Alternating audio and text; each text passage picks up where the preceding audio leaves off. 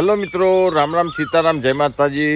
તો આજે થયો સોમવાર અને વહેલી સવારે બ્લોગ સ્ટાર્ટ કર્યો. જો ખેતરમાં જો હું તમને કહું, નેચરલ હોય બધું. એક બાજુ કોયલ બોલી રહી, જો હમણાં જો સંભળાય બહુ મસ્ત. એક બાજુ જો મોરની અમારે ઢેલ ફૂલ આવી જો.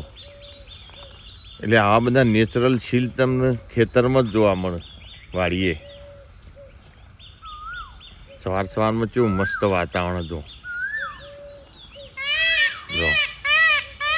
જો અવાજ કરે જોઈ. બધું જે હોય નેચરલ હોય અમારા આ બાજુ ખેતરમાં. બહુ મસ્ત એવી મજા આવે સવારમાં ખેતરનો નજારો એટલે બહુ બેસ્ટ હોય, કારણ કે પક્ષીઓનો અવાજ સિવાય બીજો કોઈ અવાજ હોય જ નહીં જો. અને બીજોનું સાઉન્ડ ગોઠવવું પડે એમાં, મોરનું ને કોયલનું અમારે વગર ગોઠવ્યા સાઉન્ડ આવી જાય એમાં. બહુ મસ્ત એવું.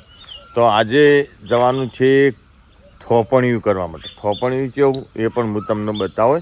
તો વિડીયો છેક એન્ડ સુધી જોજો બધા, અને લાઈક કરજો, કમેન્ટ કરજો અને વિડીયોને શેર કરજો, જેથી કરીને તમે જેમ અમારા બ્લોગ જોવો એમ બીજા બધાએ જોવું. બરાબર? તો લેડો આગળ બીજું કામકાજ કરીએ.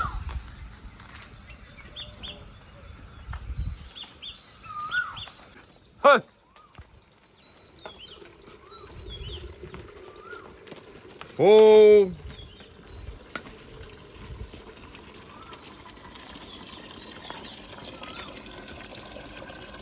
જરૂરબેનને ઠંડો કરું ને તારો સવારમાં એને ઠંડક વળે ને થોડી.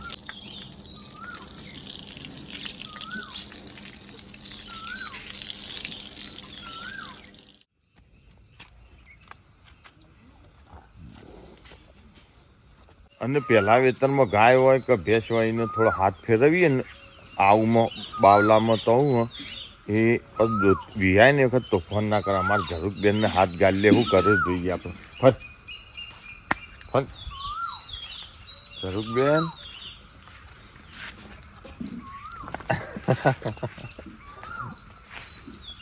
હા તોફાન કરી જાઓ.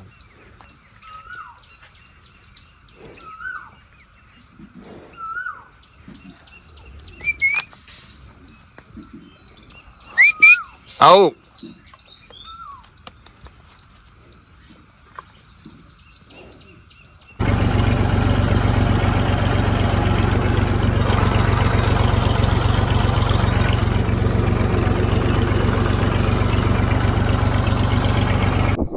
તો જો અમે આવી ગયા વાડીએ ચાલ લેવા માટે, અને બહુ મસ્ત વાતાવરણ હતું ને એટલે ઘડીવાર બેઠા, કારણ કે તમે જો એકદમ શાંત પ્રકૃતિમય વાતાવરણ જો. બહુ મસ્ત એવા ઓબાના સોયલા નીચે બેહવાની મજા જ કોઈક આખી જુદી જ હોય જો.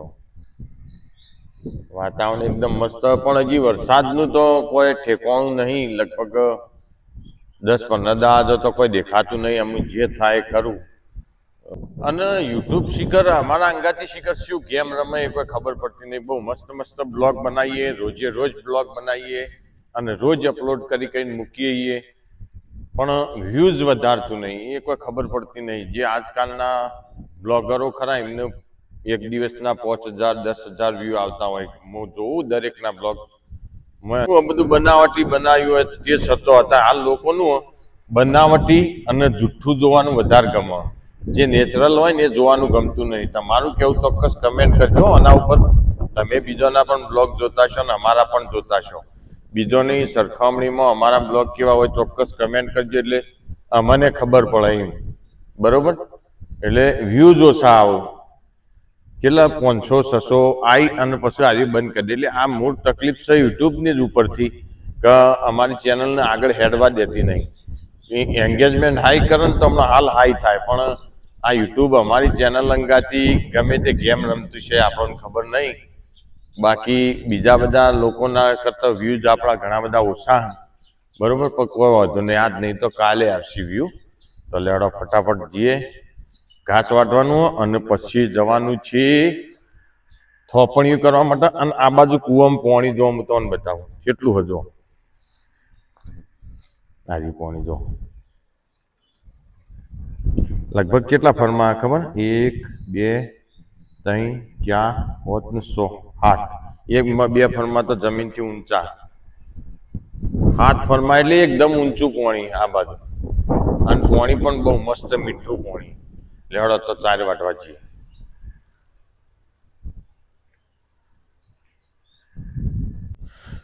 પેલા એક વાર કોઈ વાટી નાખીએ. જો આજ ભૂંડ આવેલો ને તે ભૂંડને ખાસું બધું પાડી દીધું બરોબર ઘાસ. એક બાજુ વાટવાનું ચાલુ થઈ ગયો આ બાજુ.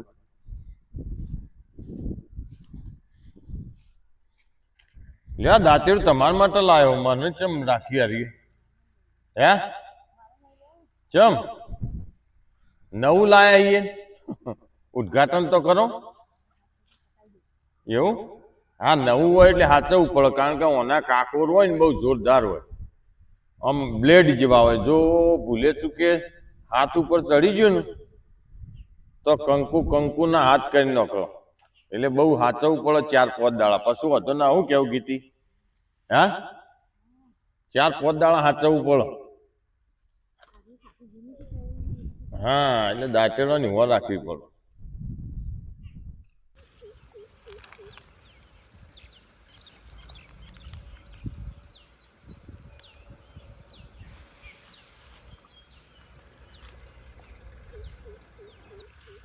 રાખજો પણ ઢોકણું ખુલ્લું રાખો.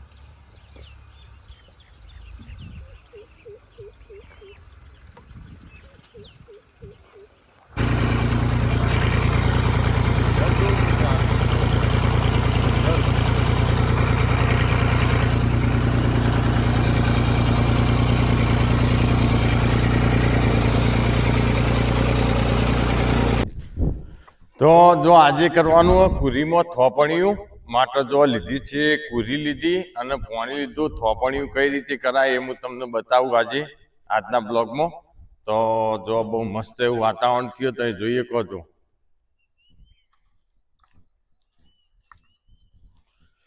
અને કુવાના કોઠે માતાજી બેઠો અમારો માવડીઓમાં, એમના પણ આજના બ્લોગમાં તમને દર્શન કરાવું. લેવાડો પછી જઈએ આપણે ખેતરમાં થોપણિયું કરવા બરોબર.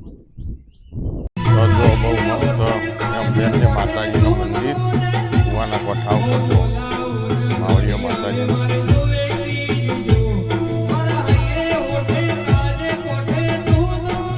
જય માવડી.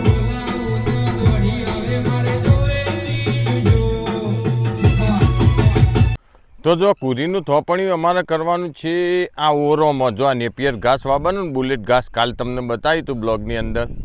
આ બુલેટ ઘાસ આપણો વરસાદ આવે એટલે વાવીએ એટલે એરિયો લગભગ 1.5 મહિના તૈયાર થાય બરાબર. 1.5-2 મહિને વાટવા આવતા જો સુધી જમીન આપણી બધી પડી ના રહે એટલા માટે જો વચ્ચે કુરી પૂંખી દેવાની અને પછી કુરી પૂંખી અને ઝાયડું ખેંચી કાઢીએ અને થોપણિયું કરી દઈએ. એટલે જાણે વરસાદ આવે ને એટલે કુરી ઉગશે બરાબર. એટલે એક વાટ આપણો કુરીનો વાટે એટલી વાર પછી નેપિયર ઘાસ આપણું તૈયાર થઈ જાય. એટલે ખેતર પડ્યું ના રહે અને આપણે ભેંસોને ઘાસ ચારો પણ મળી રહે. માટે જો અત્યારે આવ્યા છીએ અમે થોપણિયું કરવા. પહેલાં કુરી પૂંછી દઈએ અને પછી ઝાયડું ખેંચીએ ને પાળીઓ કરીએ, એવું બધું કોક કરીએ બરાબર. તો વિડીયોને શેર કરજો, લાઈક કરજો અને ચેનલને સબસ્ક્રાઈબ ના કરીએ ને તો કરી દેજો પાછા બરાબર. લેડો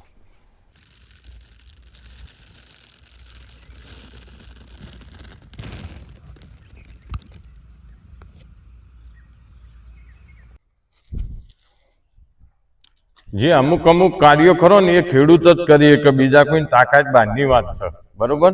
જો અજમો વાવવો હોય ને તો 1.5 વીઘાની અંદર 300 થી 400 ગ્રામ અમે અજમો નાખીએ. 300-400 ગ્રામ અજમો એટલે ખાલી 1.5 મુઠ્ઠી અજમો થાય. આમ 1.5 મુઠ્ઠી અજમો આખા 1.5 વીઘાની અંદર પોકાળવાનો હોય. આ મુઠ્ઠી ભરીએ ને એટલે 100 ગ્રામ 200-250 ગ્રામ જેવો થાય. એટલે 2 મુઠ્ઠીઓ અજમો આખા 1.5 વીઘાની અંદર પોકાળવાનો હોય બરોબર. બીજાને આલ્યો હોય ને તો ખાલી એક લગીર આટલાથી પેણી જાય ને પટાવી દે. પણ એના માટે આવડત ખેડૂત જોડે જ હોય. એમ જો આ વીઘાની અંદર કે અડધા વીઘાની અંદર 1 કિલો કુરી પૂંખી હોય ને તો એ ખેડૂત જ પૂંખે, બીજાનું કોમ નહીં. અમુક જે કરતા હોય ને એ કરે, બીજાનું કોમ ના હેડે બરોબર.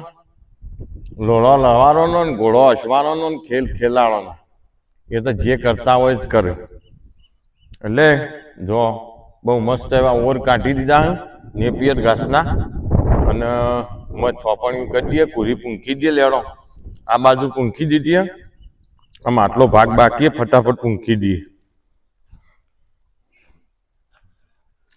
એટલે એવું અમુક પડી મેલવાનું ઝઘડું ખેંચીને, એટલે વરસાદ આવે એટલે ચલો કુરી પૂંછી રહ્યા ને અમે ગળવાનું ચાલુ કર્યું. જો આ રીતે ગળવા પણ પાડ્યો, નકતો હોય જીવડો ખાઈ જાય. બરોબર. એટલે ઘણી વાર લોકો ખેડૂતો મજૂરી કરતા હોય, લોટ મજૂરી કરે તો એ કશું ના થાય. અને ઘણી વાર તો યુવાન થાય, પેલા મજૂરી કરે એમને નહીં થતું. એટલે આ તો કુદરતના હાથમાં હોય ખેતીનું કામકાજ બધું. બરોબર. કોને આલવું કોને ના આલવું એ બધું કુદરતના હાથમાં છે ભાઈ. આપણે ઢોર રાખતા હોય ને તો જો એક બે ઢોરે હોમાં પડે ને તો પછી જય શ્રી કૃષ્ણ, ઊભું વર ગમે તેમ બગાવો ખો.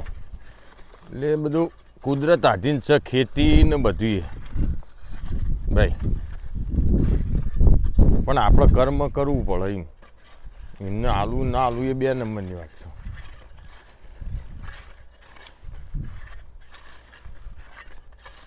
આમાં આજકાલના છોકરાઓને આવી ખબર પડે કે આવી રીતના કુરી પૂંખવાની ને આવી રીતના આમ હરખું કરવાનું.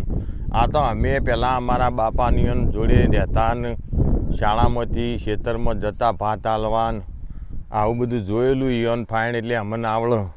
બાકી અમે નવી પેઢી તો ખેતરમાં આવવા જ માગતી નહીં.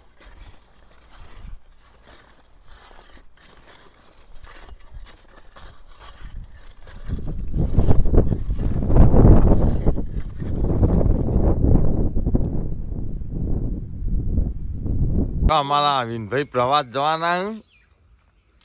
જો ઠેલો બેલો લીધો, જો પ્રવાસમાં જવા. એટલે હળો બેસી જાઓ, તમને બસ સ્ટેન્ડ સુધી મૂકી દો. હળો વેળા થઈ 12:30 વાગ્યો. બેસી જાઓ અને સારી જાત્રા કરજો ભાઈ. સારી જાત્રા કરજો અને બધા ભગવાનને આશી કહેજો. બધા મારા રોમ રોમ કરજો, વંદન કરજો. કોણ